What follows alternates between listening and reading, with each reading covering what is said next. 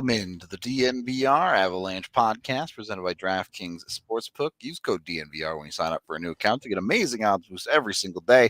Rudo and AJ coming at you to talk prospects today. Should be an interesting one. We got our current top 10 lists, maybe do a little bit of comparison to what we had in preseason about 6 months ago now. For our prospects going into the year and see where they're ranked now. Should be a fun time. For the most part, you understand where prospect is at this year. They've still got a month plus left in their season, depending on how playoffs and things shake out for some of these guys. But you kind of have a good picture of what they are as players this season at this point. So we're going to do our top 10 list for each of us. Should be an interesting conversation. I know there's, particularly in the AHL, lots of interesting question marks about some Avs prospects, AJ. Yeah, and I think we should probably start with guys who didn't make the lists. Yeah, and just because I think there's going to be some conversation around a few players, or maybe one or two in particular, and I also think that it's important to note that like Bowen Byram and Alex Newhook, not prospects, yeah. Mikhail Maltsev, those three guys in particular, because I was kind of tweeting about this show a few days ago and was like, "How does everybody feel about them?" And people were asking me like, "Oh, are they considered prospects?" And the answer is no. Yeah. Otherwise, they would have been 1, 2, and 3. It would have been a bit of a silly list with them at the top. Yeah. Congrats, Travis. Go get that job interview, bud. Yeah. So we can definitely start with some players we didn't list specifically. I wanted to start with the goalies because if you don't know, AJ and I refuse to rank goalies against skaters. It's nonsense to even bother trying to do that. So we just put goalies in their own little category. Right. That doesn't mean they aren't valuable and valid prospects, as certainly Justus Annunen, and also I'm sure AJ, you're going to make a case here for Trent Miner being players to pay attention to in the coming years. Yeah, and I think that my argument for Miner is just that I think he's a meaningful prospect. Sure. I don't think that he's a 7th round throwaway guy that they gave an ELC to with no hope for the future for him. I think that he's a guy that they think could be an NHL guy someday. Yep. A long way to go, a long track. Clearly Annunen is ahead of him. Yeah. In the pecking order, he should be. The results justify that approach right now, but we'll see with Miner. I don't think that he is just your 7th round just move on, just token. We'll see how he does, blah blah blah. Sure.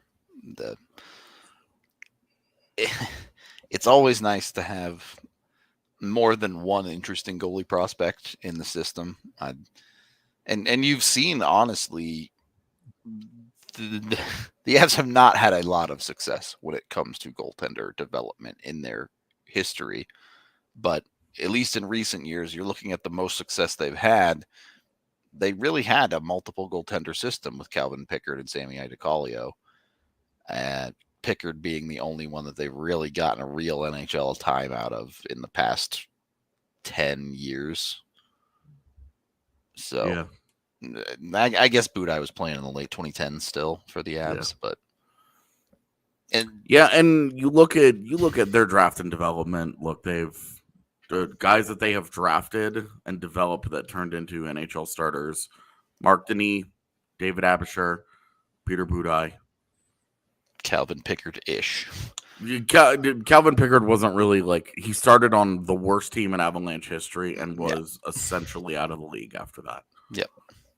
He's made something like 5 NHL appearances since that season. So I don't really include Pickard much there because it's the bulk of his games came that season. The only reason I include Pickard is he did reach the 100 game mark. I understand a lot of that came from 2016-17, but 100-game mark's a reasonable milestone for a goaltender to say, this dude had an NHL career. Yeah. And I don't, who knows what would have happened, right? Had Vegas not claimed Malcolm Subban and he got to be like an actual just backup goaltender for a few years there. Maybe that would have gone well. Yep. You never really know. So the gap between third goaltenders and like backup goaltenders is like a Jonas Johansson to a Pavel Francouz. It's not that big. It's pretty razor thin for sure. Well, maybe Frankie's a bad example because I think he's pretty good, but a normal backup. Take a career backup like Chad Johnson was. Yeah, sure. Like that guy. Yeah. Totally fine. You know, Pickard. Anton Forsberg. If Pickard ever managed to clean up the soft goals a little bit, he probably could have been a regular backup in the NHL. But yeah. Anyway, not the point. Not the point. For Annunen, the big thing here is we're not the goalies will not be on the list. We both really like Justus Annunen. We think that he's got a future. He's Colorado's like top goalie prospect. He's shown enough this year in his first North American season to absolutely warrant excitement for a future in the NHL. Is it starter? Is it backup? Is it high-end starter? No we'll see idea. When we get there. Yeah. Right now, you're just trying to see how he did in his first year, and he's done very well. Yep, on the whole, the numbers are a little skewed because his first 10 to 15 games were iffy. Yep, there were some really, really bad games in there. And then after that, he's really kicked it up, and was like the rookie of the month for November. Yep. Outside of like an odd stinker game, he really has been pretty consistent in the AHL, which is his first year in North America. Pretty positive sign, to say the least. Yeah, and if you want to read more about him, Megan's post is up on the website. I timed it for the start of the show so that we could start talking about Annunen right away, and the post would be up there in case anybody wanted to go read it. Lots of good stuff from Eagles head coach Greg Cronin and Peter Budaj, who is helping with his development. Yep. Okay. Any other major notices that aren't on your list, AJ, that you wanted to talk about? So I don't have Shane Bowers in my top 10. Okay, I do, for the record, but it was kind of a last minute omission because I initially had him at 9, and then I was just thinking about it, and it was really more. It was really more of a conversation about how I felt the organization was going about it. Yeah. And I just didn't. I really like Shane Bowers as a person. I really like Shane Bowers as a player. I think Shane Bowers could be in the NHL. Do I think Shane Bowers is going to get NHL games? Yes. Do I think it's going to be with the Avs? No. Yeah, and I think that's kind of how I feel, and that's why I just was like, you know what? I don't want to necessarily deal with this. Yeah. I don't know how to feel about it. I don't know how to feel about ranking him in a prospect list. He just felt so everything is out of place with him. I just don't know what to do. So I would definitely Bowers. I will tell you that I feel from people that I've talked to in the organization, it felt like there was more unified hope around Bowers than there were some other guys in the system. Sure. And it was more that Bowers just has taken longer. And, you know, with the COVID stuff last year and the false positives and the this year he gets in there and then the season starts and then he gets hurt. And there were a bunch of, there's just been a lot of start and stops with him where it doesn't feel like he can just play 30 games and just see how he does. Yep. And so it just, I think that's really, really hurt him a lot, is that lack of rhythm, that lack of consistency, because he just needed those games. He needed them so much. Yep. And that's where I think I'm kind of bummed. The production just hasn't been there this year too. Yeah. I did have him in my top 10. But again, I am fully on board with the idea that it's starting to become a weird fit very rapidly in Colorado for him.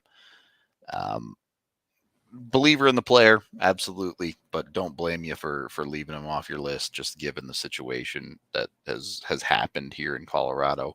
I will say, when you watch him play, for 2 years now, he's had NHL level polish. Yeah, there's the size, the speed, his skating, his smarts, all of that stuff continues to stick out the same way it always has. I don't know. I understand where Colorado is as an organization right now. Yep. And that they're not in the business of handing over NHL jobs in the situation that they're in. I get it. But it does feel like that dude could do Darren Helm's job. Yeah. Yep. Don't disagree. I mean, I don't know if you swapped Tyson Jost and Shane Bauer. If you'd notice a difference, yeah.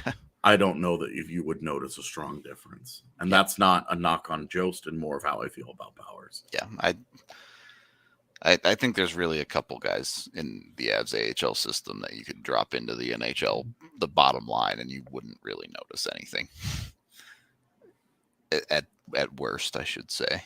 But is what it is. Not going to change that. Any other major omissions from your list? I don't think so. You have Covey on your list, right? I do. Because he was just off mine. After this season, I'm surprised by that. It's just the Russian factor. It's okay. He's got another year on his deal. The lack of belief that he's coming over anytime soon, if ever. I don't even know if it's lack of belief. It's just that conversation is always looming until it's completed, right? Like, yeah, the Russians haven't come over until that contract is signed. Fair enough. I've just felt the one thing about Kovalenko that I really liked was that, again, he moved organizations.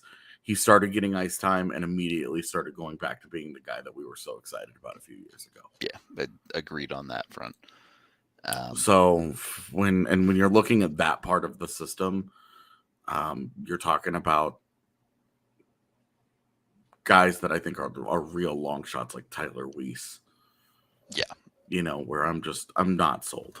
Yep, agreed. He was not. So Kovalenko was my 10. Who was your 10? I believe my 10 was Steinberg. So, all right.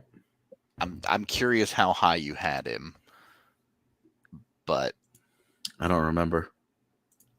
Either way, if 8. we're gonna 8, okay, that's fairly reasonable. Yeah. This was someone who, before this season, I'm not sure if he would have even been in my top 20 Avs prospects. He would have been in my top 20, but he would have been down there. Yeah. And the big thing with Steinberg is it was a lost year for him last year, and his freshman year at Cornell, he didn't do much. Yeah. It's not just his freshman year that he didn't do much. Yes, that's absolutely true. You go into what was supposed to be his sophomore year, and all of the COVID nonsense happens. Yes, but he also doesn't play a single game of hockey that matters. He played a couple of preseason games in junior A that year, broke his leg, and then never got back into hockey for the rest of that season. He was supposedly healthy by January of that year, but just didn't find a league to play in at that point. So just didn't find anywhere to play in and chose to get healthy. And right now it's hard to say he made the wrong call. No kidding. Got healthy, went back to Cornell, and earlier this year at one point was leading the NCAA in scoring. Yep. That slowed down, but he still is a point per game guy. He has 25 points in 23 games.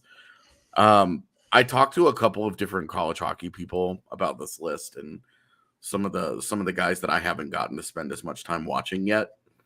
And Steinberg was a guy that repeatedly came up as a big time power forward type of prospect. Yep.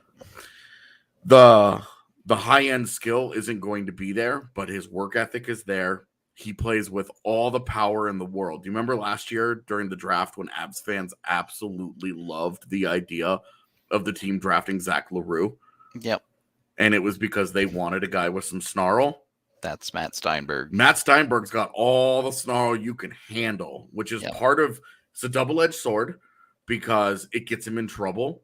He gets into some penalty trouble here and there because he goes chasing big hits and is very willing to defend himself if somebody doesn't like one of those big hits.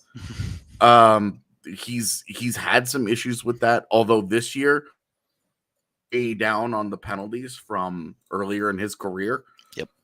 Not even just his freshman year, but you're talking going back to his days at St. Andrews. He was a pretty high PIMS guy because he was running. He did a lot of running around. And you really, there's been enough skill level there that combined with the kind of year that he's had and the play style that fits into an organization that doesn't have a lot of that, I think ups his value in my eyes. It's funny because I'm going to make this opposite argument when we get to higher up on this list. Yeah. But I think that when you're talking about like which of the guys that you really towards the bottom here, the Colby Ambrosios, the Tyler Weiss types, which of these guys, Matt Steinberg, which of these guys really is the one that fits something that Colorado needs? Could really use. I think part of that conversation is that he can provide goal scoring ability to the Avs forward depth. Yeah. You're talking about guys like Jost, like Helm, like pretty much, honestly, everyone not named Newhook that's regularly in the Avs bottom six. You're like, man, I sure wish that guy could finish a little bit more. Yeah. And that's what Matt Steinberg can bring. He can get to the front of the net and he can poke pucks home. I've never been a huge believer in his shot, but he was drafted for a good shot in part. And guy has 11 goals on the season this year, which isn't like crazy. The big thing with his goal scoring is that for a guy who plays with power in his game, it comes from where you think it would. Yep. He's not Oskar OLAUSSON, right? He's not sniping one-timers on power plays and stuff. Like, he has a couple of those, but you look at a lot of his goals are going to be in tight, are going to be hanging out in front of the goal and just hard work. It's overpowering another human being. It's very obvious when you talk about someone who gets to the net front areas like that, the ones who can finish and the ones who can't.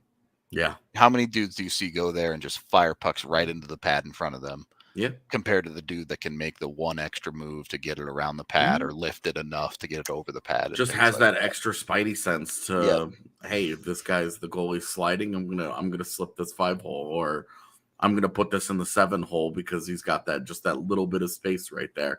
Yep. And I'll just chip it over the pad. Those guys, and it look, I went from being like, Matt Steinberg, like, can we just, I wanted to see something, right? To being like, you could give him a contract this year and I'd be good with that. It's a weird situation. I wouldn't hate a contract this year for him. I do think he'll go back for another year. Again, the lost year means that by eligibility, he's still technically a sophomore this year.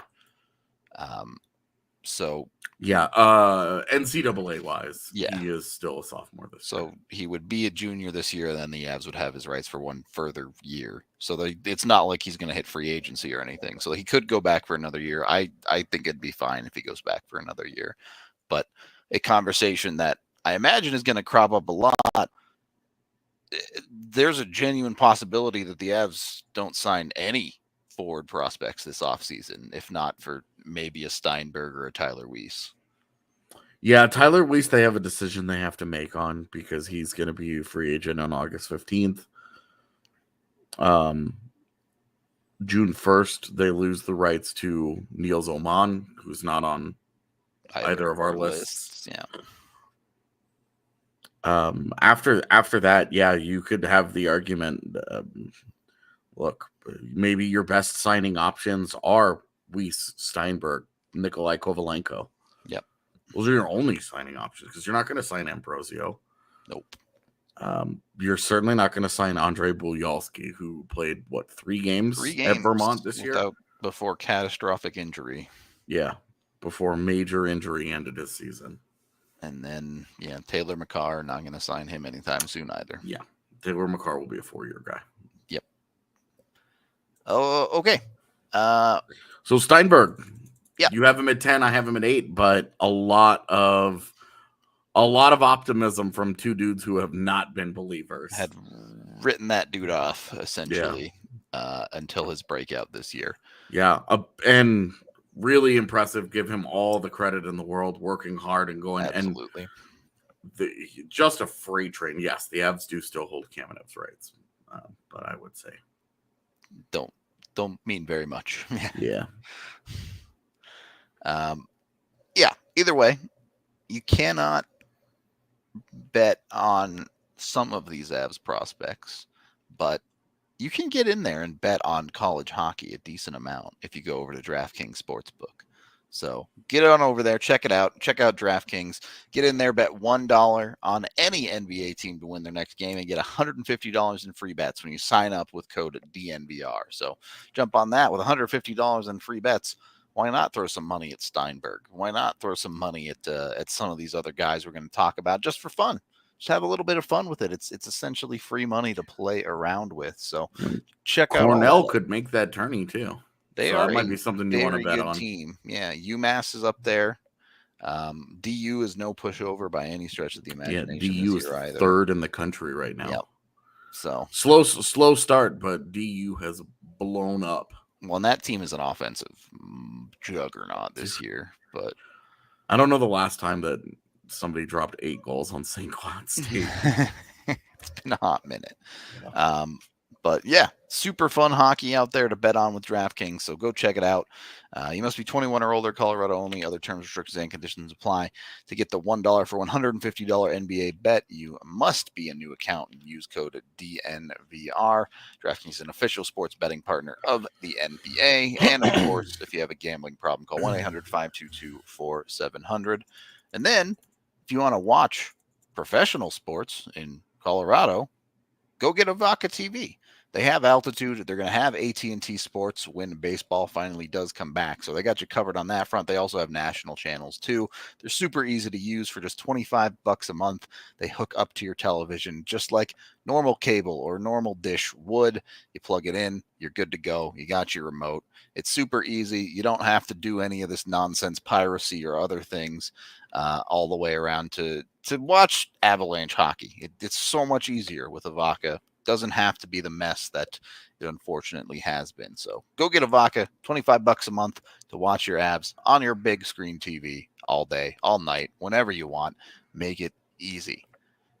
Second period of the DNVR Avalanche podcast presented by DraftKings Sportsbook. AJ, who's your number 10? Do you want to answer this question real quick? Asking, do we see Steinberg as a center or a wing in the pros? He's been a center at Cornell. Mm-hmm. And I want to keep him there. If they can keep him there, great. Keep him there as long as you can. And if it does not, at some point, if he needs to move to the wall, fine. Realistically, I think he probably ends up getting moved to the wall. But just for versatility, you keep a kid at center. Yeah, if you can get a center out of him, awesome. That's an even bigger win for you. To have a guy that plays like that, plays like a bull in a china shop with rolling down like a little bowling ball down the middle of the ice.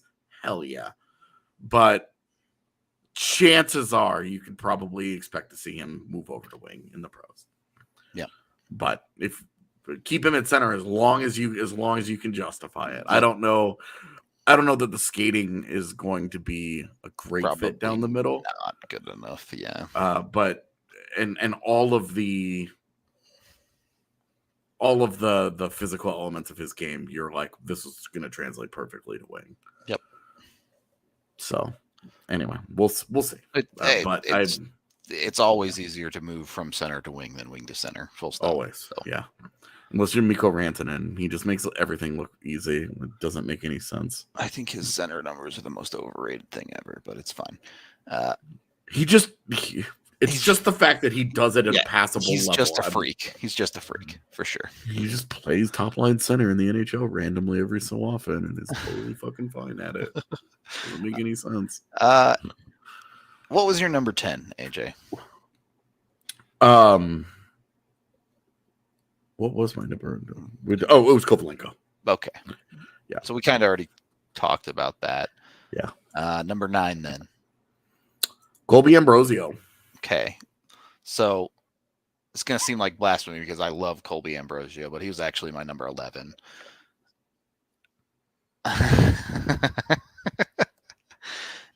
And this is all because you have Bowers and I don't. Correct.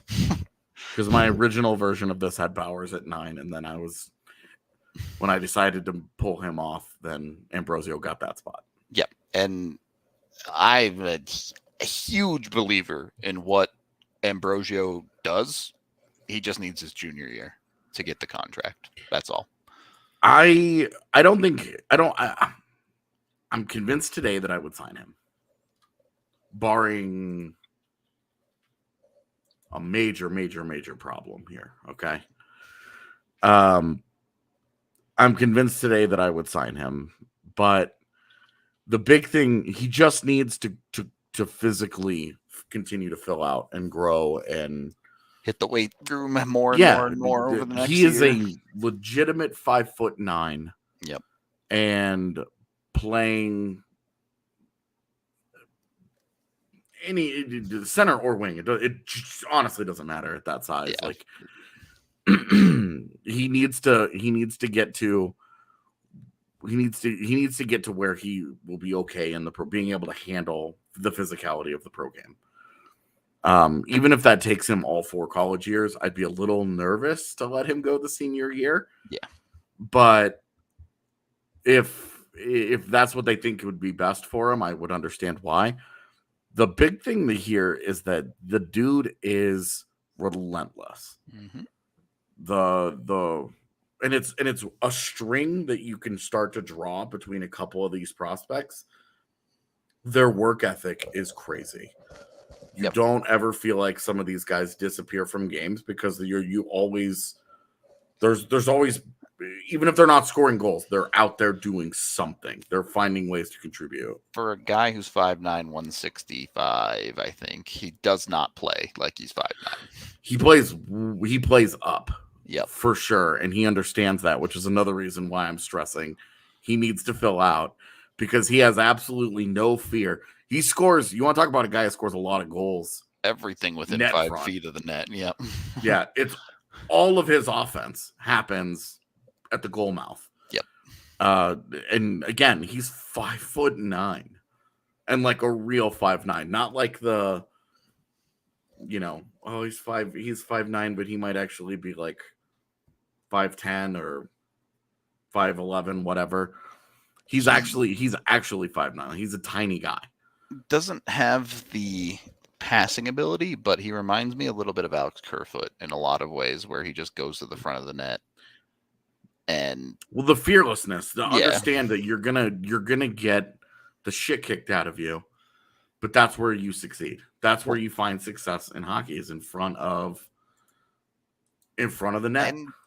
And it's a weird thing about some smaller guys that play like that. Some of those guys just have the skill of availability, where you see them get bopped and they just get right back up. So, and then other guys, it seems like every time they get touched, they get hurt. Yep. And it doesn't really matter what your size is if you're brittle. Yeah, very true. But he is certainly a guy.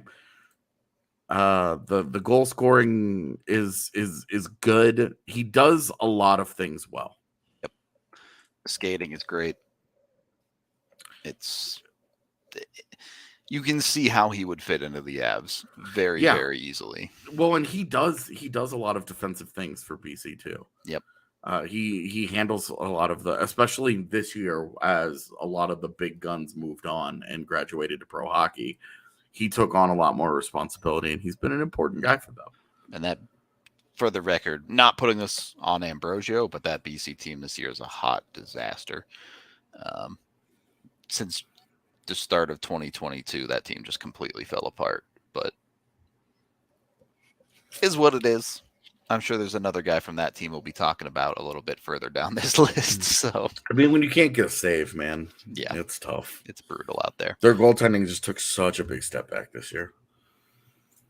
All right. Yeah, Ambrosio's a guy that, and give him another year. We really are going to start talking contract next year. Where he projects in the pros is still sort of a mystery to me, and I think is one of the reasons I'm not higher on him, because I don't see like a clear path to him being an NHL player. He's going to have to figure out a way to continue to be successful at his size in the AHL. Yep. And until that happens, I'm going to be kind of iffy on his prospects of becoming an NHL player. For sure. Whereas a guy like Steinberg, it's not hard, or Steinberg or Kovalenko, it's not hard to see where those guys fit as future role players for you. Yeah. Really physical guys that are comfortable, that just sort of naturally ease into that role. With that being said, at least in the case of Steinberg, I think it is kind of the same conversation where the vast majority of prospects, they do enough to earn an ELC, and then you go from there for the most part. Kovalenko and the Russians in general are a little bit different, but yeah, for NCAA kids, certainly they're going to have to prove it in the AHL unless you're like Cale Makar, baller ass good. Yeah. I mean, even Newhook ended up with like 20 AHL games. Yep. So it's pretty normal on that front. My number 9 is Alex BEAUCAGE. Yeah, don't have him on my list. See the full list, and I don't blame you there. I considered keeping him off my list just given the year that he's had. The big concern for me this year with BEAUCAGE is, what's the one thing we've always talked about with him? Talk it up. He has an NHL level shot. Yeah. Dude's got 4 goals this year. Yeah, and played a depth role. Yep. On the Eagles, so he hasn't really gotten a lot of ice time, and it's been a challenge for him to really find a job, a consistent job for the Eagles. And now it looks like season's probably done. Unfortunately, yeah. I believe he has a neck injury. Should probably follow up with Megan before I tell people this. That's correct, but I don't know the exact details of the injury. And so that's a bummer. I hate injuries being a part of this conversation. It always is, though. And with BEAUCAGE, it was mostly, I think BEAUCAGE started to really lose me in the preseason when I was watching him, and he just didn't do anything during 5-on-5, and then on the power play they would set him up to be a little turret over there, and it was bombs away, and all of a sudden you're like, wow, this is where he's scoring goals, and it was the only area where he was productive, and it was just like, okay, so they need to try and find a pro caliber player at 5v5 here. Well, there's so much there's so much work and development needed from BEAUCAGE still.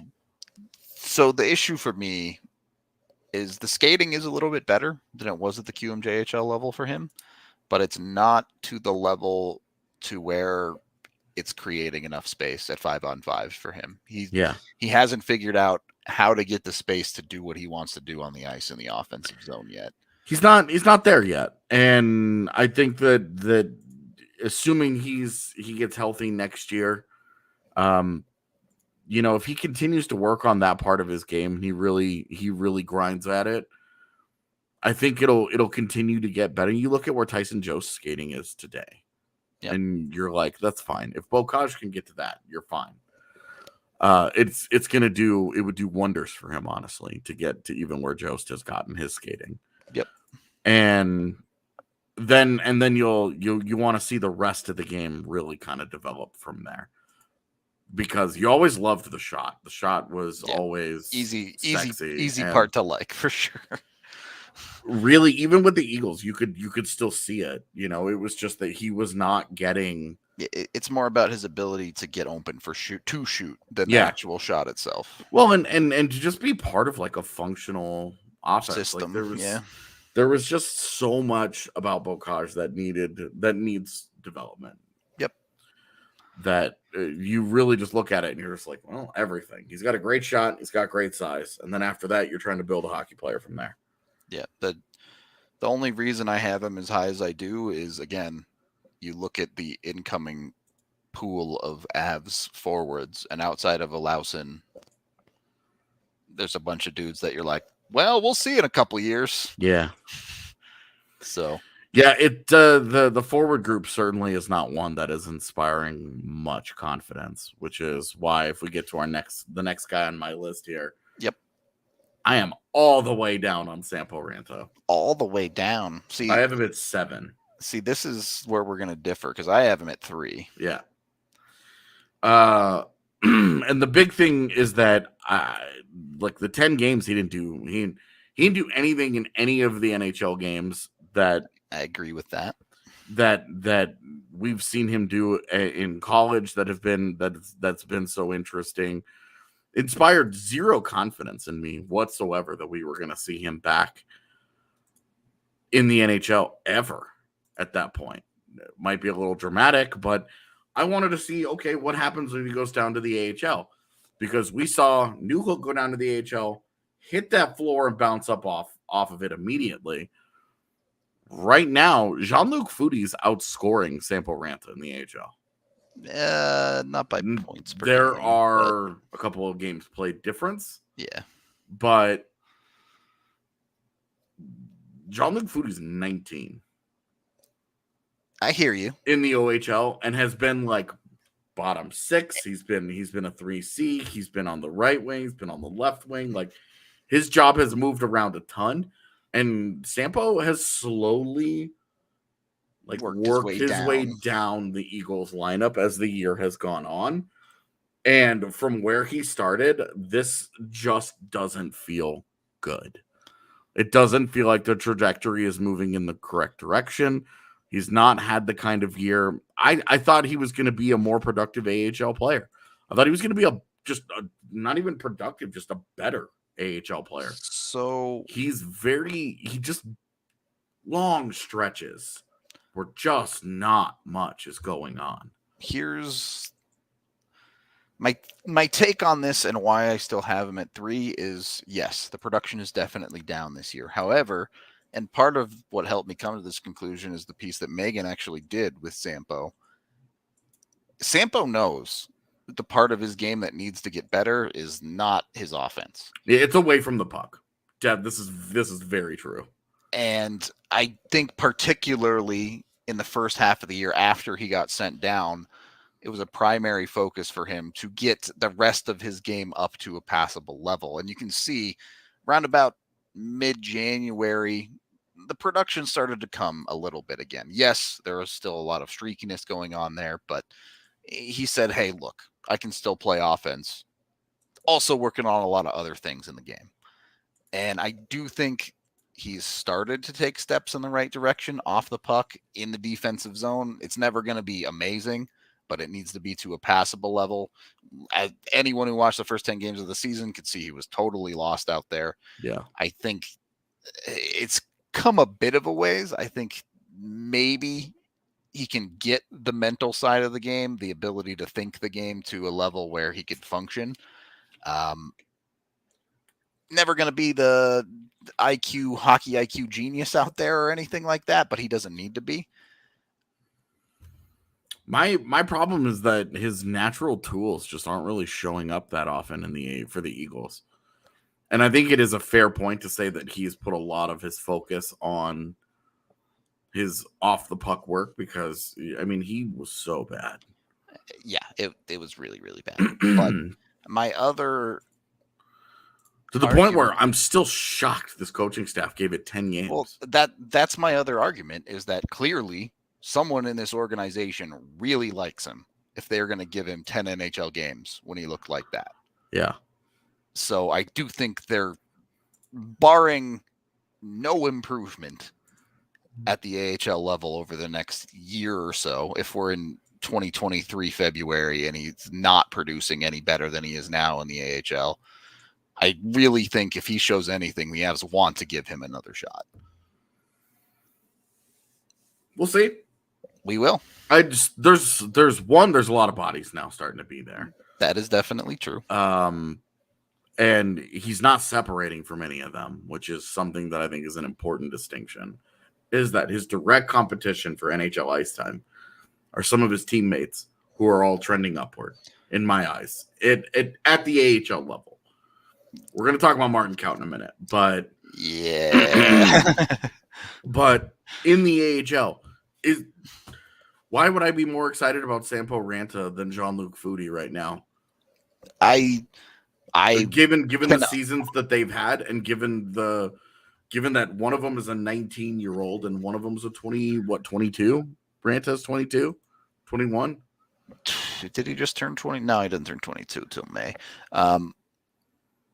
But I totally understand your hype on Foodie, and I think there's a good argument to be made there. However, I think it comes back to the proximity to the NHL for me.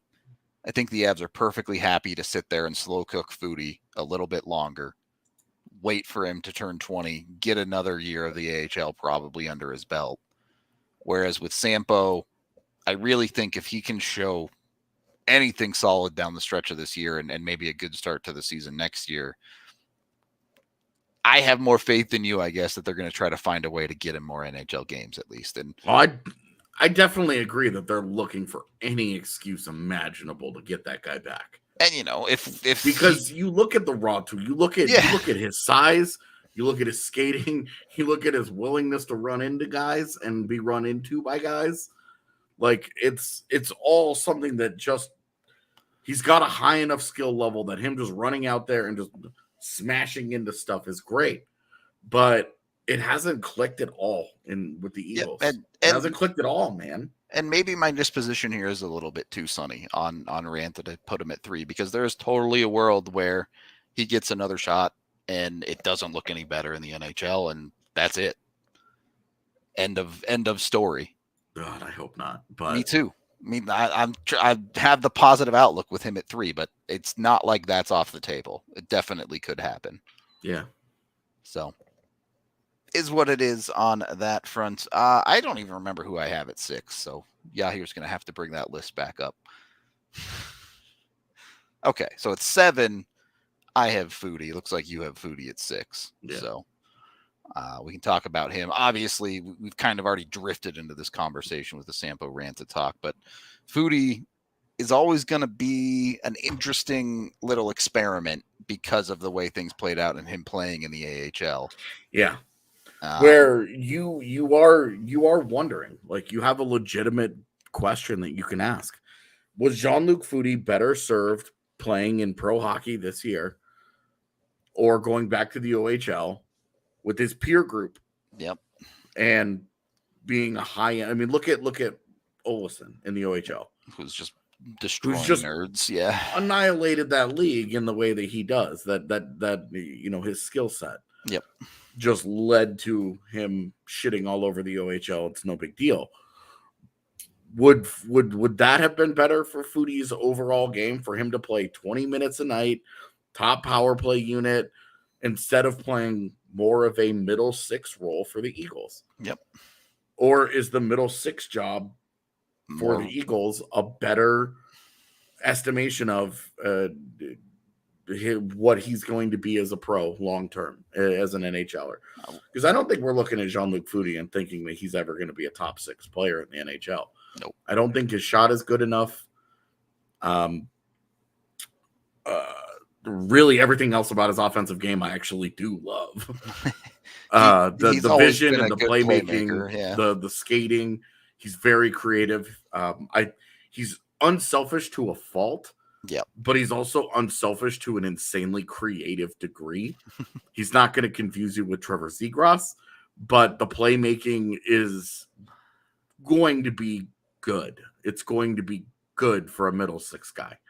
Certainly, his passing ability combined with his speed should pop in a middle six, assuming the game gets to that level. Yeah. I really have very little bad to say about FOUDY. I think he's very much on the right path and has taken steps in the correct direction. I just think he needs another year in the AHL to really get there. I think it might be 2 more years in the AHL. Yeah. I mean, you consider, again, he's 19. I mean, some of these other guys are 21, 22, 23 years old. Like, coming out of 3 years of college, you know, FOUDY is going to be a guy that I think people get impatient with because he jumped straight to the AHL. People he was in the AHL how last old he year. actually is. Exactly. Yeah. He's in the AHL this year. If I don't think that they're looking at him as a guy that's going to make the roster next year either. Yeah. So you're talking about 3 full years in the AHL before you even start talking about him as a potential NHL guy. And I think people will probably be like out on FOUDY quicker because they lose some of that perspective of how old he actually is and what a unique path he took. In comparison, 3 full years in the AHL for FOUDY is the equivalent age of 1 year in the AHL for Sampo Ranta. Right. So I just, with FOUDY and the upside, is he going to be a center? Is he going to be a wing? I still want to see him in the middle of the ice with that playmaking ability. The shot has got to develop, though. It's just bad. not good. It's really bad. So you're not going to pitch me on him being a defenseman, are you? No. I mean, I joke around about it, but I think it would be an interesting experiment. He's not physical enough, but I wonder. He's one of the few guys I've ever wondered about making that transition. If you told me he could be Jacob McDonald back there, I'd believe you. Would it be better for him? I don't know. Yeah, I still have my NHL comp for him has long been John Mitchell, and I'm still hanging on to weirdly talented third line player. Yeah, the one thing about John Mitchell though was that he scored like 10 goals a year. Like he had a pretty sick shot for a guy. That was a hard 4C. Swap the shot for passing ability, and he's that version of John Mitchell. Yeah, but like really smooth skating. A lot of puck skill. Has some creativity to his game, definitely, and I think could be a long time NHLer as a depth center like that. So I, not your traditional profile there, but I think that he's a guy that could, and look, like when he hits the NHL someday, and if it's in Colorado, his skating is gonna immediately pop. He doesn't do anything. I don't know that I've ever watched him play a game where there hasn't been one shift where I'm just like, fucking Jean-Luc FOUDY. I don't think he should be a defenseman, but he has that weird ability that you see it in defensemen a lot more, where they kind of just have that magic where they glide over the ice. He has that. Oh yeah, definitely. So definitely, he's not like. It's funny because it's so smooth that you're like, this isn't explosive. Yep. But he gets up to that top speed, and then he just around guys, and you're just like, oh, see ya. That's different. He's really fun to watch too. He is. So. He's a fun player for sure. All right. We've taken a long time to get through 6 guys. We've gone pretty slow, but you know us in prospects, we get stuck in. We are brought to you by Breckenridge Brewery. Be sure to go get yourself some Avalanche beer from them.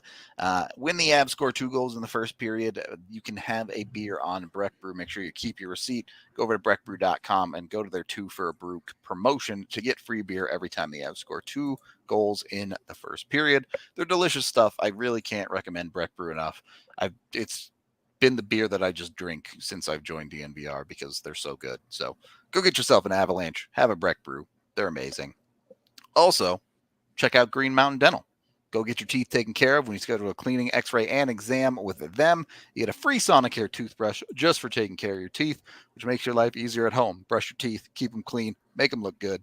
You get good, pretty teeth like me, sort of. My teeth weren't good until they were better now. So, yeah. Great sell. That's what Dennis good teeth like mine, sort of.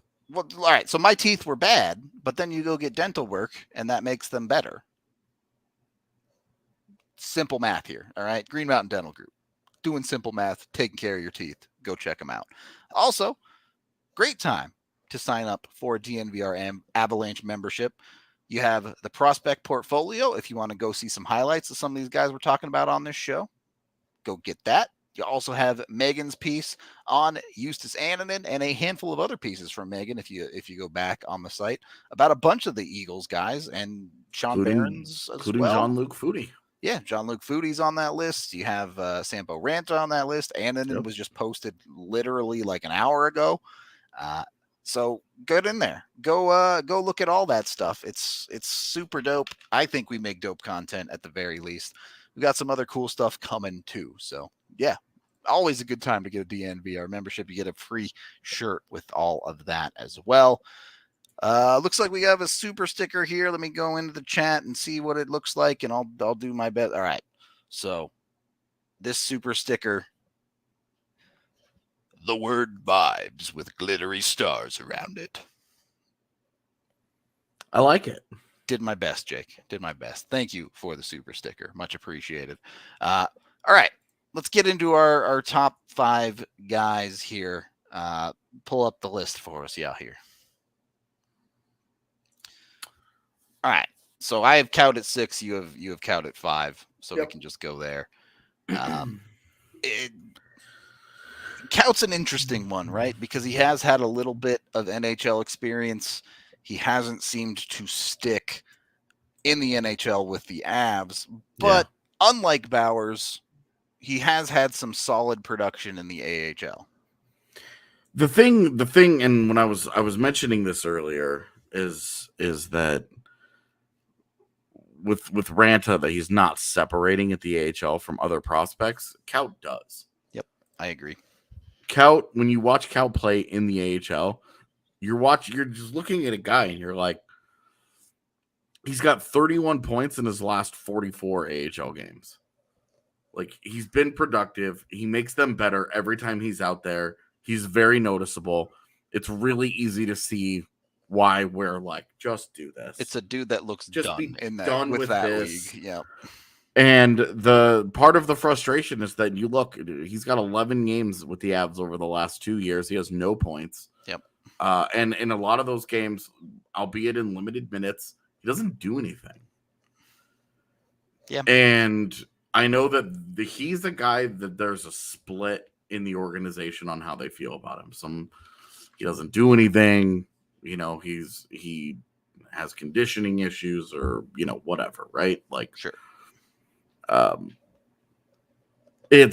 then there are others who are just like, just go watch him in the AHL. Watch him just be better than a lot of guys down there all the time. I do wonder what it would look like if they gave KAUT the leash that they gave Ranta, where they gave him a real quality 10-game stretch of time. Yeah, give him 10 games and have him average however much Ranta played per night. It was like 9+ minutes or something like that, I think. I don't know.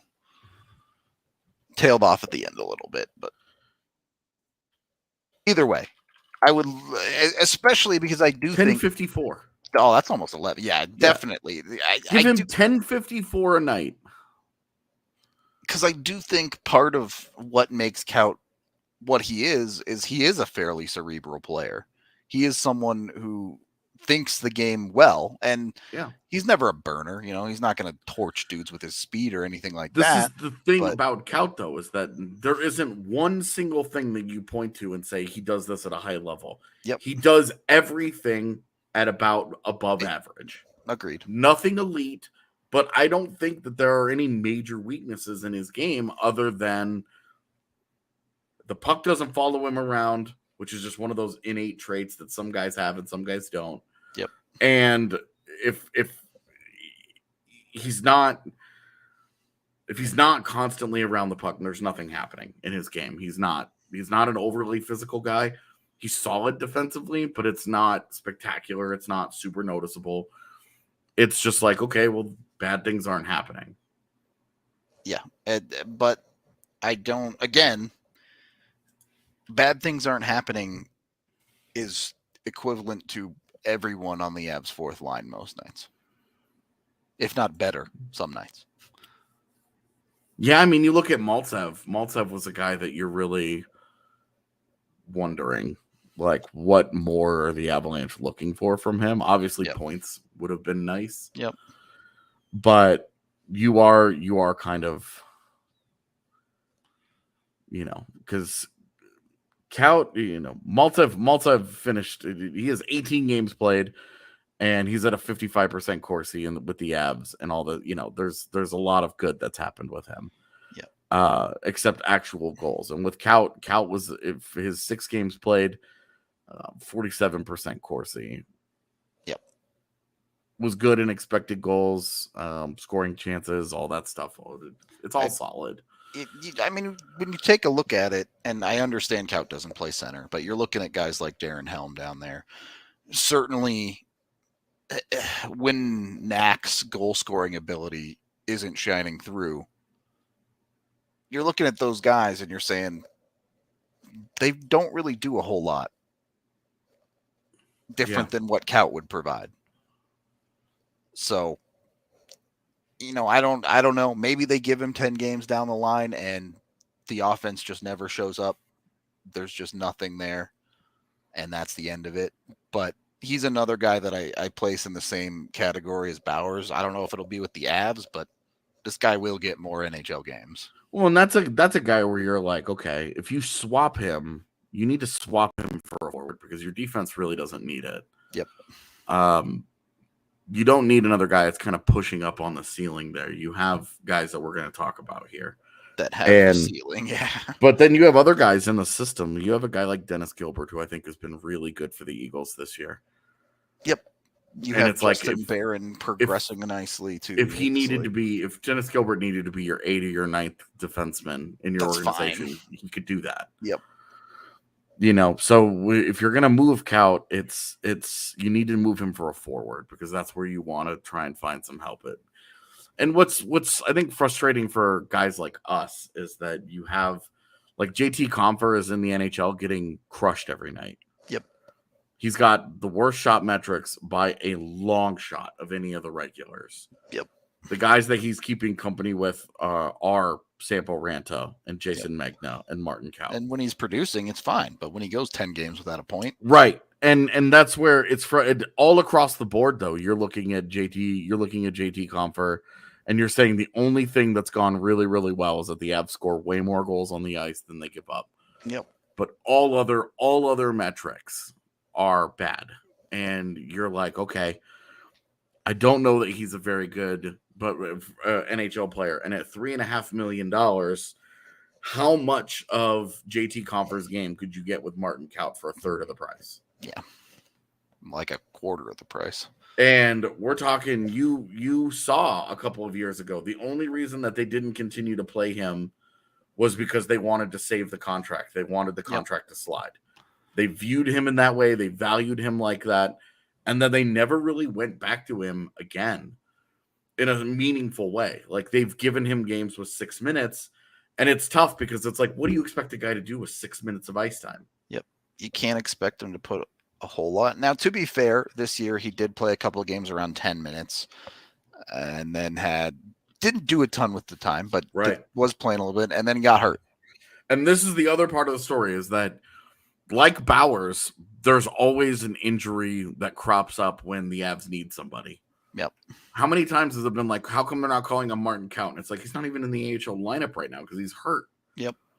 But they need to call a guy up, and that's how, Dylan Sakura gets the call or whatever.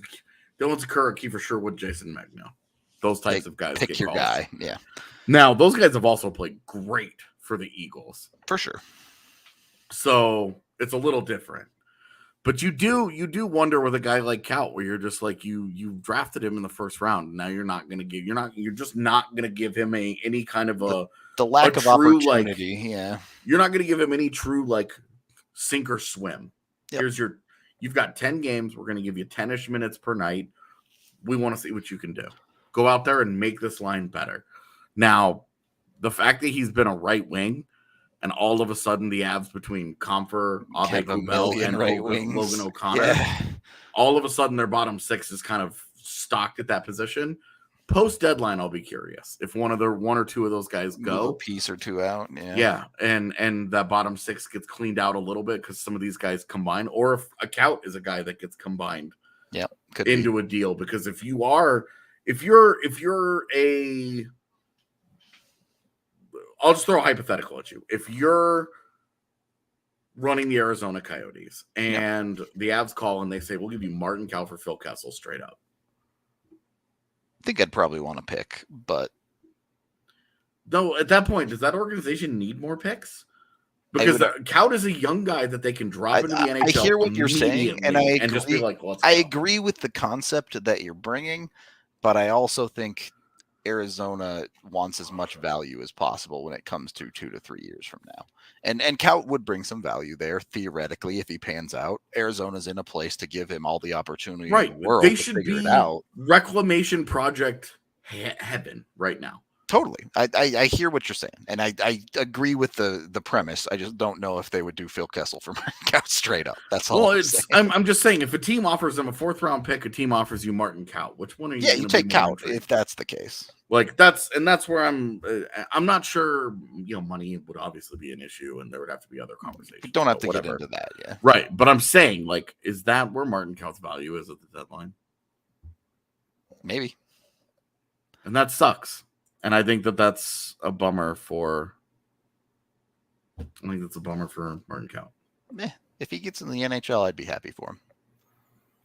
I think he should be in the NHL. He's a weird guy, though, because he's not individually ever going to pop. His game does not. It's not sexy. It doesn't. He's flash. someone that's going to drop into a system and be right. Just someone who fits in wherever you put him. He'll do whatever. He's played a good depth role when he's asked to be a depth guy. He's been a good top 6 guy when they put him around good players with the Eagles. Yep. And it's like, okay, he's a function of the environment in which you put him in. So put him in the NHL. Put him in the NHL and give him some quality. I'm sorry, but would it not be intriguing to see what that guy could do next to Alex Newhook? Just see what happens. That's the stuff for me that just frustrates me personally. I'm with you. Let's keep moving on here. What do we got next on our lists? Yeah, we have a lot to talk about with the top 4 guys too. Yep. And they're all a lot of them are going to be intertwined here. As at 4, I have Sean Behrens. You have Behrens at 2. And I have Drew Helleson at 5 compared to your 4. So let's talk about Helleson first. Yeah. All right. So Drew Helleson, I don't think there's any doubt in anyone's mind he's the one lock to be signed by the Avs this offseason, assuming he wants to sign. Yeah. Should be an easy slam dunk that one home. Yeah. Obviously, his development in the NCAA has been excellent, and he got to go to the Olympics, all this awesome stuff. Great for him. And the defense has always been there. It's been there since his freshman year at BC, but seeing him get involved in the offense is important. Not necessarily because that's going to be his role in the NHL, but just to see that there's a certain ability level, puck skill level there for him in the offensive zone. And so the reason why I've got Drew Helleson lower here is, even though the offense has been better in college, when you're talking about where it projects in the NHL. Yep. And you say, I have no argument to make here. Obviously, Behrens projects with more ability than Helleson does. And I'm separating these two out, and I'm saying this is different. Where I think it's different is that Helleson is going to be more valuable specifically to the Avalanche because he can drop into a bottom pairing, be a shutdown defender for them. Right. He can do the job, but he can do that specific role, and I think he could do it tomorrow. That's where I'm at too. The proximity to the NHL for him is what really high on Helleson. And I think that the only other problem that Drew Helleson faces is that Justin Barron exists. Yep. And it's because Justin Barron, we saw, look, it was brief, but we saw a couple of games in the NHL this year where Justin Barron, there were some things that popped. Yep. And you were like, and It's easy to dream on Justin Barron, and we'll get there. But right now, this current group, you've got a top four, kind of an established top four, really a top five, with two righties and Sam Girard playing on the right side. So that right side's kind of set at the moment because Drew Helleson's not going to roll in and play next to Sam Girard on your second pairing. So, I mean, the conversation for Helleson and to a lesser extent Barron really becomes a couple years down the line, right? When you get Helleson into the AHL, and then in a couple of years you have EJ's contract expiring. Yeah. The year after that, you have Devon Taves, who's going to have an actual yacht deliver the amount of money he's going to make. So, what a fucking baller move that would be. Forget the dump truck. We're going yacht. Hire a yacht to roll up with a suitcase of cash for your signing bonus. Yeah. Why couldn't I be rich and have these good ideas? So that's where things start to open up, I think, a little bit more for Helleson. Obviously, Barron's going to be first in line here. I think so. Like when I was joking around and we were talking about like Luke Schenn as like a deadline thing. Yep. Part of my appeal with Luke Schenn is that he signed next year. Part of the reason why I think the Avs don't want Luke Schenn is because he signed next year. Because he's a righty that's going to play on their third pairing. And I think the Avs have a guy already in their system that they've kind of earmarked for that job. Yeah. And it's not Drew Helleson. I think it's Justin Barron. Yeah. Now, if Justin Barron makes it through the organization, makes it through the trade deadline with the organization, that's interesting. Where Helleson for me, I'm lower on because as much as he is a great fit for a third pairing, he's physical, he's good enough with the puck, he does this and all that. As an NHL player, he looks a lot more limited to me. There's a hard ceiling, than both Justin Barron and Sean Barron's. I agree. I don't think the ceiling is not even particularly close to the other guys. Agreed. You're having a hard time really visualizing Helleson as even a second pairing guy, I think. Right. Like if Drew Helleson absolutely maxed out as a second pairing guy, I think you're looking at a Brendan Dillon type of player. Yep. Definitely. Good shot blocker, really physical guy, good size, does a lot for you, and great work from his own end out.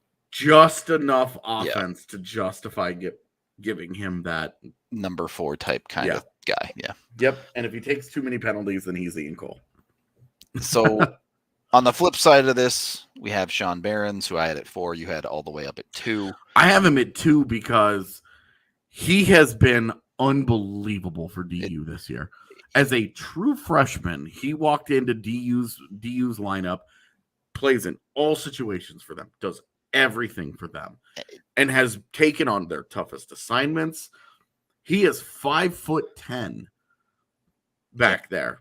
And like we talked about with Colby Ambrosio, is a legit 5'10". He's a smaller dude and ultra competitive, in your face, does not back down from a challenge, does not back down from any kind of situation, plays a very physical style for a guy that is 5'10".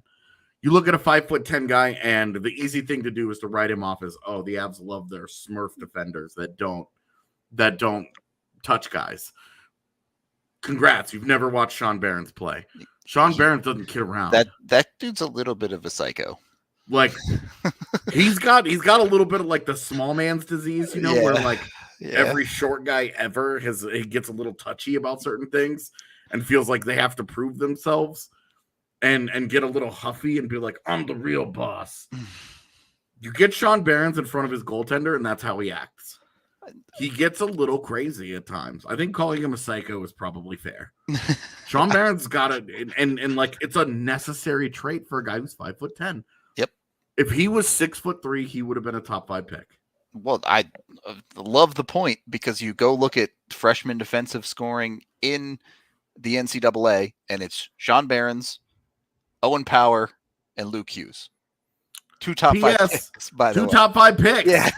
So if Wade Klippenstein playing on the Avs, same team, mind you, playing on a team that had 4 of the top 5 picks. The Avs scouting staff, if for anything, if they deserve a pat on the back, I think it's the Sean Behrens pick from this last draft class, because it's a friggin' home run in the second round. So credit where credit is due to the Avs organization on that one. The reason that I have him ahead of OLAUSSON is because if he was not an Av, teams would be fast tracking the shit out of this guy if he was not. Just saying. What if he was a Philadelphia Flyer? I wonder why you picked that team. Actually, with Cam York there, it's probably not the greatest. It's not. But they did move Ghost out, so maybe there's some room there. But if he was a Philadelphia Flyer, he would be like a top prospect. Like, there would be real hype on him. There would be multiple teams in the NHL losing their mind about this guy. But for the Avs, it's like, oh, we got another one. Yeah, for the Avs, they're like, okay, well, with Cale Makar and Sam Girard and Bowen Byram, and then Justin Barron on the way also. Yeah. Justin Barron, like, one bad flu season away from making the NHL again. I guess just the next COVID outbreak is really what he's waiting for. Whenever the next variant drops on top of us and kicks our ass, that's what he's in the NHL. Like, and if it wasn't, and Drew Helleson, like, the fact that all those guys are right-handed is funny, because that's where organizations are dying for help. They're dying to get right-handed defenders. And Drew Helleson, Sean Behrens, and Justin Barron are all there. They're all right-handed. It's a bit silly. Or Behrens is left-handed but plays the right side. Yeah, it's the same. They play the same position on the right. The equivalency there, which... I always think of him as right-handed because he's always played the right side. And for organizations that aren't the Avalanche, they have lefties play the right side all the time. Yeah. Straight up. That's what I want to do with Calvin DeHaan if the Avs go out and get him. So. Oh, no, he would play left and Sam Girard would stay on the right. You'd put him on the left, you think? Yeah. Oh, yes. And okay. Sam Girard, I've always agreed with Evan on this. Sam Girard is better on the right side. That's fine with me. Anyway, not the point is that the reason that I have Barron so high and that I have him above Helleson is because if it were not for the Avalanche specific situation, Sean Behrens would be higher than Drew Helleson in every system in the league. Yep. It has been interesting to watch Avs fans become super attached to Drew Helleson because he fits the exact thing that they need. But he is still, of those three defenders in their top four of the prospect pipeline, he's still the lowest ceiling player. And that's not that's not to say he's bad. That's not to say that we aren't excited. It's not to say that he's not going to be a quality or useful NHL player. I think that he continues to trend in that direction. He still has to prove that the puck skill plays in the NHL. It's just the reality of, if all of these players hit their ceilings, Drew Helleson is the lowest on the totem pole. Yep. If you were lining them all up on a depth chart, Drew Helleson would be on that third pairing. Yep. Okay. Should we talk about OLAUSSON now? I will say, though, it's not hard to see like a third pairing someday of Sean Behrens and Drew Helleson. Yeah, for sure. We were just like, oh, it sucks that we lost Devon Taves, but the top four is now Makar, Girard, Byram, and Barron. And I will say, when you look at Sean Behrens, Devon Taves is not a bad NHL comp for him. A little smaller. Yeah, the size isn't there. That's the one. But the IQ and the puck skill and all that. All right. I also think when we talk Drew Helleson trade deadline, as a trade deadline, if you're the Philadelphia Flyers and you want to compete next year, that dude can be a potential drop in. Yeah, Helleson could be an interesting guy to drop onto your, again, next to Cam York, a guy that they played at the DP together. Yep. It's definitely going to be an interesting conversation when we get to those trade value talks, which we'll talk about probably sometime next week. But, yeah.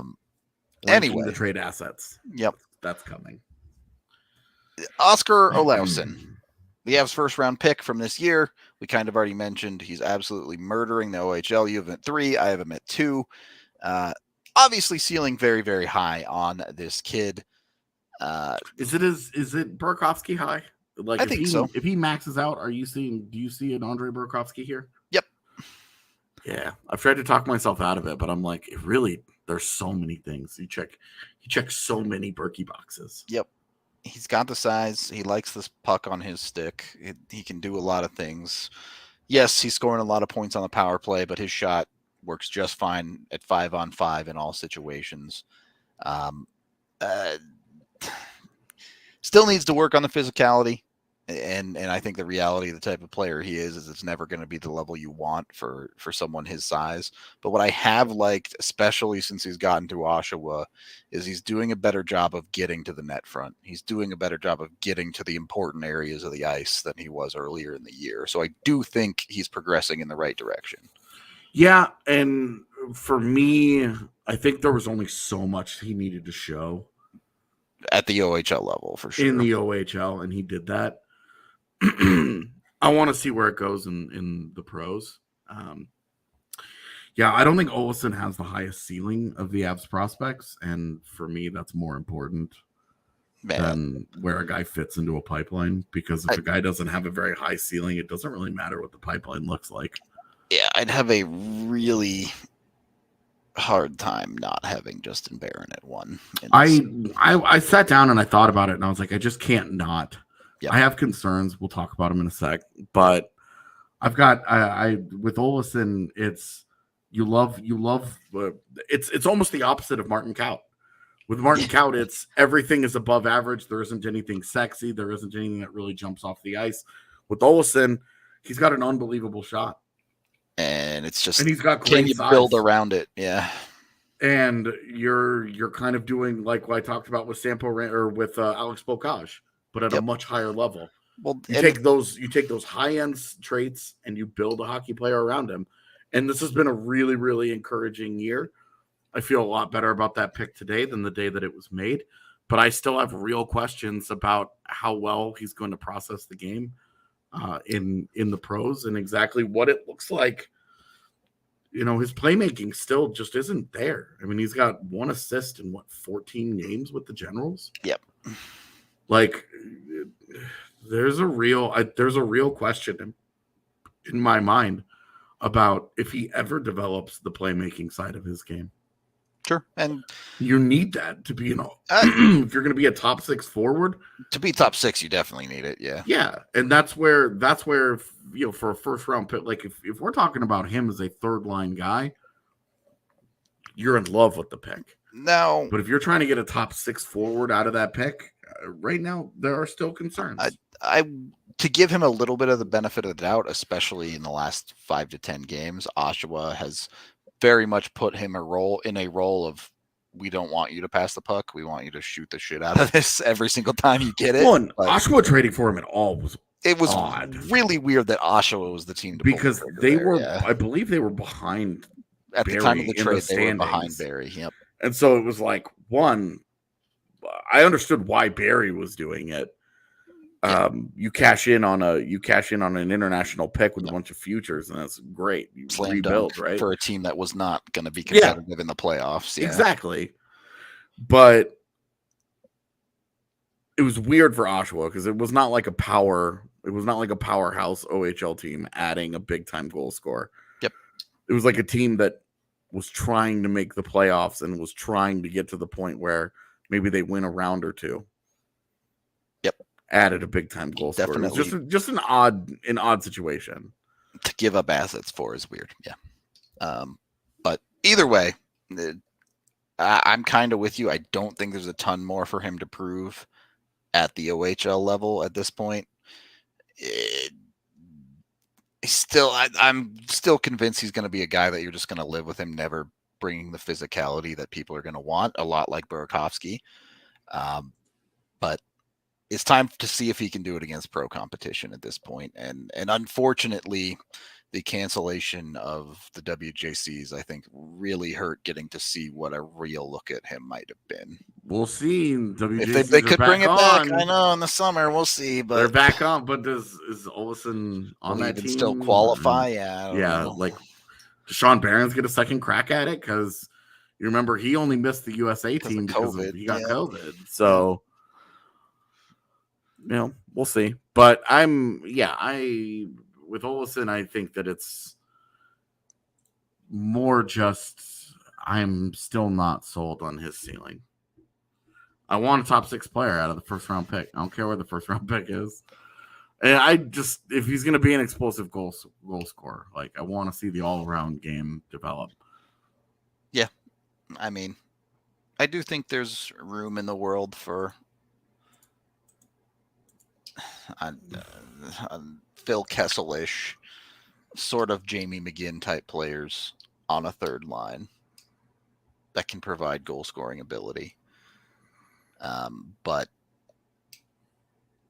I don't know particularly that OLAUSSON's game will be well-rounded enough. Yeah. He should jump to the AHL next year, right? Like we agree he's an Eagle? Yes. Cool. He's an Eagle next year, and then we'll see how it goes. Yep. Which, again, like for guys like Sampo and KAUT and Bowers, the next wave is here. What do you? They basically don't need to sign AHL vets anymore because their prospects turned into AHL vets. Yep. That's a sad thing to say. It is, but it's also the reality. Yeah. Okay. Justin Barron, our consensus number 1. Yep. Kid's dope. Kid got into NHL games this year. He's done nothing but dope stuff at the AHL level as a defenseman. Is he a perfect player? No, not by any stretch of the imagination. But number 1 concern is physicality. Yep. He continues to be pretty darn soft when it comes particularly to the defensive zone and net front, which is a problem the Avs are kind of known for in the NHL at this point. I just want to see him engage a little bit more. I don't think it's been a major problem for him with the Eagles, but he has a good enough stick that he gets away with it a lot of the time. He has a really good stick. Agreed. But he's going to fit in wonderfully on a team full of defenders that have really sticks. Good sticks. Yeah. But that he does not just like impose the size on people, and this is where size gets overrated, because if a guy doesn't use his size, it doesn't matter. Yeah, it just doesn't matter. Like, you understand why 5'9" Sam Girard is not trying to dunk on guys physically. You say that, but he's run some people over, okay? Yeah, and they're almost always other small guys, okay? Yeah, Sam Girard understands. He picks his spots where he's like, that's a tiny dude, I'm going to fuck him up. That's a big dude, I'm going to stick check him. So, no, he's not like Tyson Barrie, because Tyson Barrie's a small guy where if you're asking him to be physical, he's probably going to lose that battle. Justin Barron has good size. There's a lot of Justin Barron to go around. Okay? Justin Barron is not looking at other dudes like, hey, that's a big boy. Justin Barron is a big enough dude that I'm not saying he should be physically dominant, but he should be more engaged with that side of the game. Yep. But everything else, some of his puck decisions I don't love. He gets a little squirrely with the puck at times in his own zone, but this has been, even in juniors, the puck it's a bit of an adventure where it just kind of floats around his stick. Yeah, there are times. But it's even for all the negatives of the player, there are multiple teams that would be having him in the NHL right now. I guarantee it. Well, so. and like we've kind of focused on the negatives here.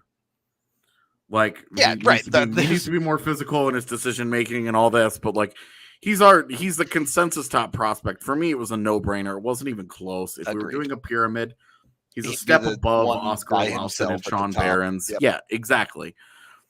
He showed well in the 2 games. Not going to make too much of those 2 games, but he's also been really productive in the AHL. He's got 17 points in 34 games this year. He had 4 points in 7 games last year, 3 points in 2 playoff games for the Eagles last year. All AHL numbers. He's a half point per game player in essentially in his AHL career.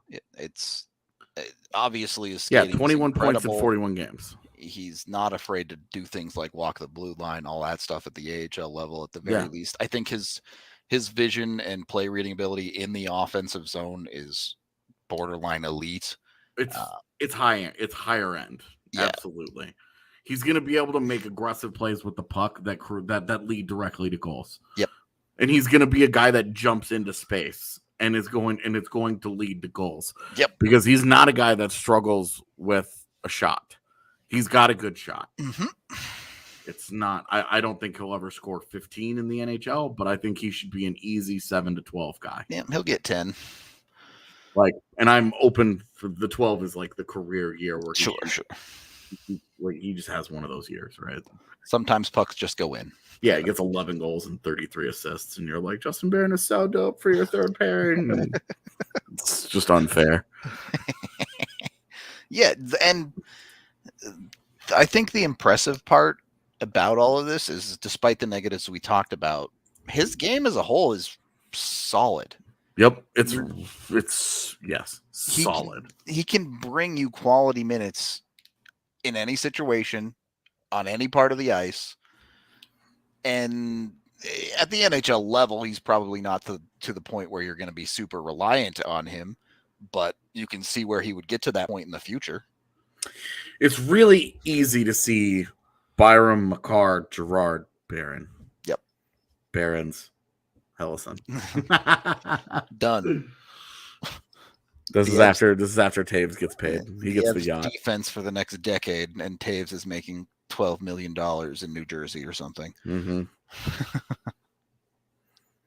So, dude, Taves next to Dougie Hamilton would be sick. That pairing would be a monster. It would be such a problem. Okay. Yeah, BEHRENS is dope. Barron is also dope. Yeah. Any Avs defenseman whose name starts with B is dope. Yeah. I do think that part of the team's hesitance to commit to another year on defense is because they're looking at Justin Barron like, yep, that's our offseason addition. I'm here for it. I mean, does he need another full year in the AHL? I don't think so. No, I can understand them being like, look, it's full up, and we've got they've got the top 4. Byram's healthy, Eric Johnson's contract is there, and so they're like, be your first call up next year. Yeah, like I don't think it's a complicated process. Yeah. All right. Any final thoughts on the Avs organization here? It's deeper than I thought it would be when I started going through it, because I could start pulling NHL guys out of it. Sure. The high end is not there anymore. You're not talking about any all-stars here. Sure. You're not talking about top pairing or top line players. So the system's really lacking in high end, but it's got decent depth. The one guy that I think could maybe make an all-star game is the guy we talked about first in Justus Annunen. Yep. Maybe, right? I'm open to the idea. He's Goalies. The highest variance prospect in the system, probably. Yeah. But Goalies. I have no idea. But I do still like the system. I better like it. It's not going to change too much, I don't think. So the only change it's going to get is there's going to be less. So yeah, guys are going to graduate. Yeah, it's good. It's a good point. Yeah. So really, the Avs system is in a more than fine spot, especially considering they're trying to win a Stanley Cup this year. But we'll see. The story with prospects is always we'll see. We could come back this time next year and all of these guys are terrible now. I mean, Shane Bauer should have been in the NHL like 2 or 3 years ago. Like this is kind of disappointing. Yep. That's a lot disappointing. Yep. I'm disappointed. And that's not even me. That's not even me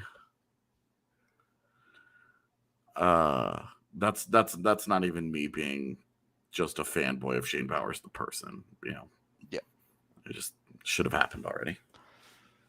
Anyway, let's get out of here. Yeah, there's no going backwards in time, only forwards. So we're going to wrap up the show. We appreciate all y'all hanging out, listening to us rant about prospects as we love to do so much. We will be back tomorrow for the game, pregame, post game, all that good stuff for you. Hope to see you on those shows. Until then, we will talk to you all on the next one.